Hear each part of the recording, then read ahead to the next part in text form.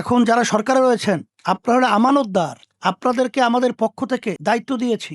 আমানতদারের দায়িত্ব হলো যাদের আমানত রাখা হয় তাদের কাছে সঠিকভাবে পৌঁছানো। কিন্তু দেখা যায় যে আপনারা আমাদের এই অর্থ আপনাদের কাছে আমানত রেখেছি, কিন্তু আপনারা রক্ষক ভক্ষক সেজে বারবার আমাদের দেশকে দুর্নীতির চ্যাম্পিয়ন বানিয়েছেন। বাংলাদেশের স্বাধীনতার পরে এবছরই 9,30,000 কোটি টাকার বাজেট ঘোষণা হতে যাচ্ছে। আমরা যখন দায়িত্বে ছিলাম তখন আমাদের বাজেট ছিল 7,90,000 কোটি টাকা। 2023-2024 সালে বাজেট ছিল 7,97,000 কোটি টাকা।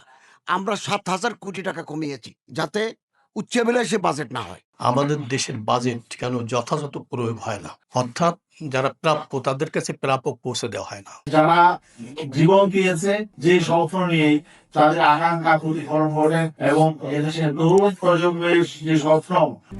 RICL TMX, যুগের পর যুগ স্থাপনা থাকে মজবুত।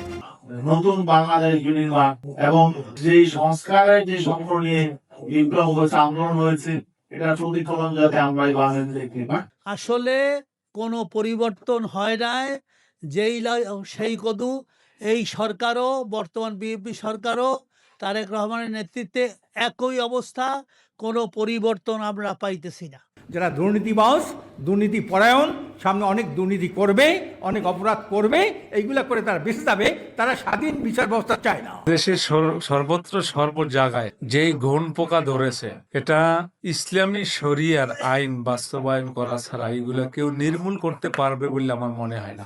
আগের বাজেটের বই বাইর করে ওটা দেখে দেখে ওটা অ্যাডজাস্ট করে মানুষের যে কি হবে, জনগণের যে কি সুবিধা অসুবিধা তাদের মধ্যে সেটা কিন্তু কাজ করা। বাংলাদেশ অর্থনৈতিকভাবে অনেক উন্নত হওয়ার দাবি করে, প্রযুক্তি উন্নয়নের কথা বলে, কেন ওই কৃষকদের ধান শুকাতে পারে, তার জন্য এই ধান শুকানোর যন্ত্রটা পাবে না। বিগত দিনে আমরা যে বাজেটগুলো দেখে আসছি, বিগত সরকারগুলো যেভাবে বাজেট দিয়েছে, এবছরও যে প্রস্তাবিত বাজেট নিয়ে আলোচনা হচ্ছে, এটা তারই একটি ধারাবাহিকতা। আজকে ইসলামী আন্দোলন বড় একটা সংগঠন বাংলাদেশের, যেটা আপনারা বিগত দিন থেকে দেখে আসছেন এবং হকের পথে কথা বলে, অন্যায়ের বিরুদ্ধে কথা বলে।